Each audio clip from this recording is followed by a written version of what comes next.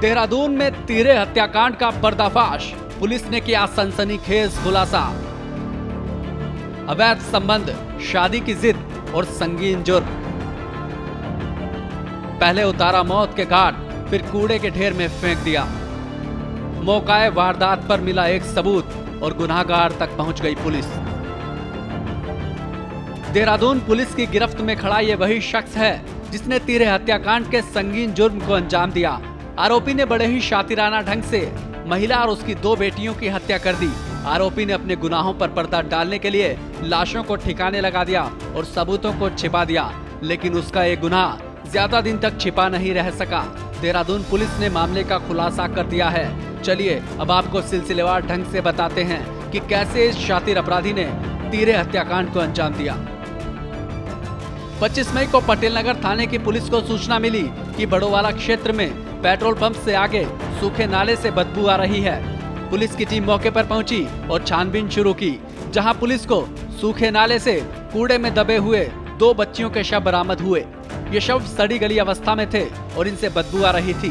Police ने शवों को कब्जे में लिया और सर्च अभियान जारी रखा, जिसके बाद अगले दिन घटनास्थल से थोड़ी ही दूरी पर पुलिस को एक और महिला का शव मिला।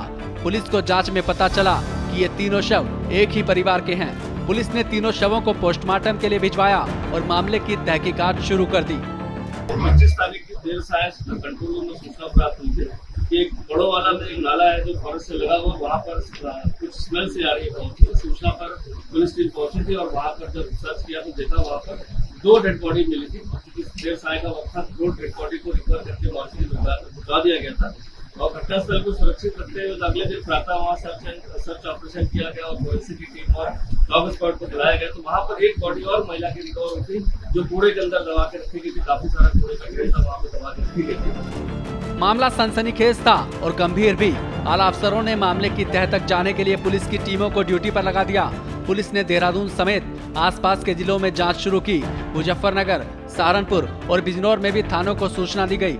बिजनौर के कुछ थानों से पुलिस को इस तरह की सूचना मिली, जिसके बाद पुलिस की टीम जांच के लिए बिजनौर रवाना हो गई और वहां जाकर पूछताछ की। घटनास्थल के निरीक्षण और जो वहाँ से कपड़े और अन्य सामान जो बरामद हुआ था, उससे स्पष्ट हो रहा था कि एक ही फैमिली है और इसमें जो बच्चे हैं और जो मदर है वो कहीं न कहीं एक ही परिवार से जुड़े हुए हैं और इनको कहीं न कहीं हत्या करके या इस तरह करके दम किया गया।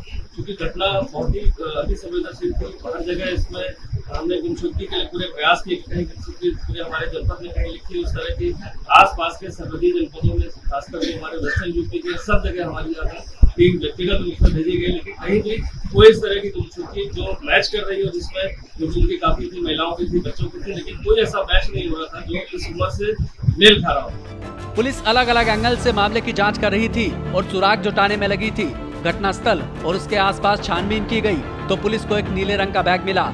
इस बैग में महिला और बच्चों के कपड़े और अन्य सामान था।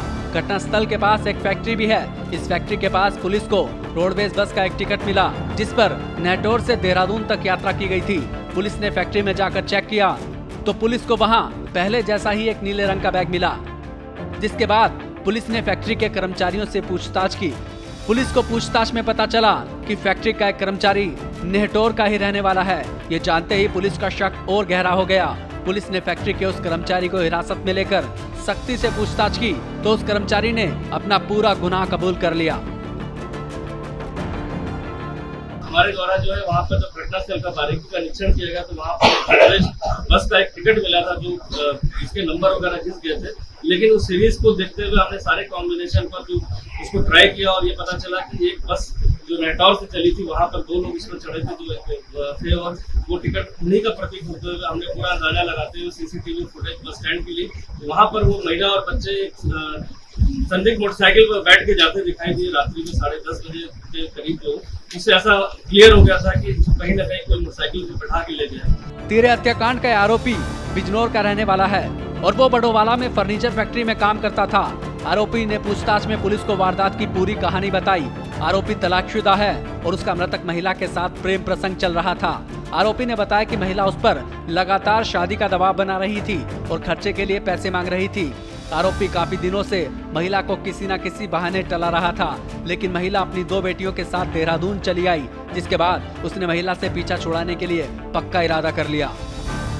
जो घटनास्थल था वहाँ पास ही में फैक्ट्री जहाँ पे 11-12 लोग काम करते हैं, जिनमें से एक व्यक्ति वहाँ पर पूछताछ में हमारे था जो नेटवर्क बिजनौर में रहने वाला था।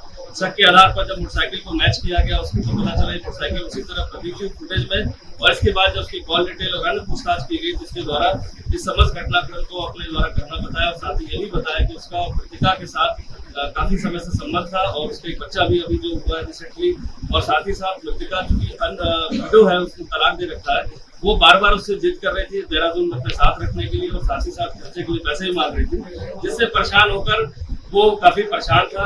दूसरा जो मंदिर का नाम उसका हसीना है, जो रहने वाला नेटवर्क का ही था, और जब मृतका अपने बच्चों के साथ बस से पहुंची तो उसके दिमाग में था कि जो घटना स्थल है वहाँ पर सुनसान रहता है, 7-7:30 बजे के बाद वहाँ कोई एक्टिविटी रहती है।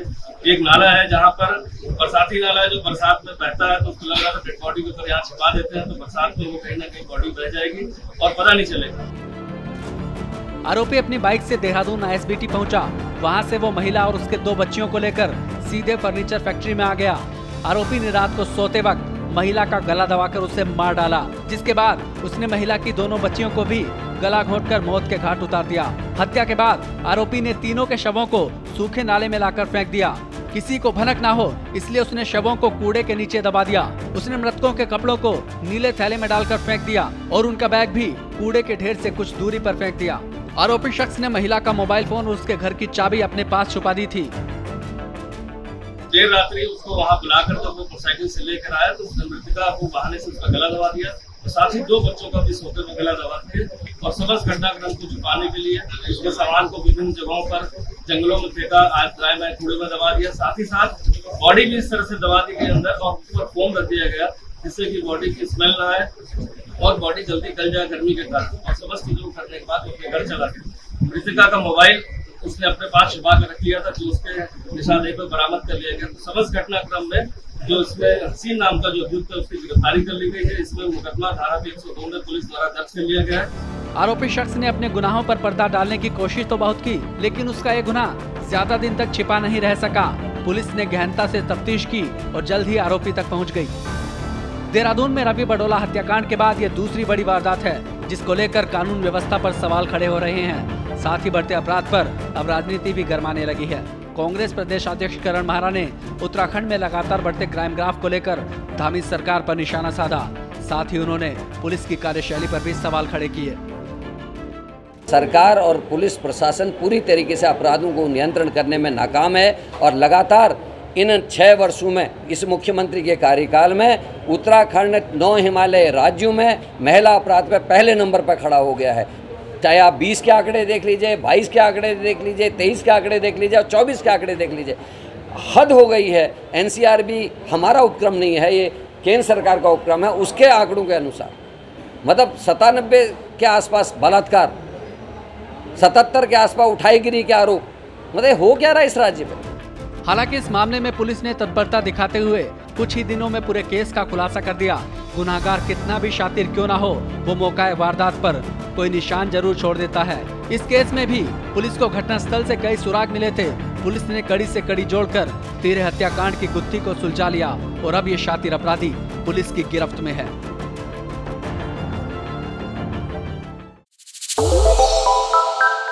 श्रेष्ठ उत्तराखंड पर खबरों से जुड़े रहने के लिए चैनल को सब्सक्राइब और लाइक करें, बेल आइकन दबाएं और देखते रहें श्रेष्ठ उत्तराखंड।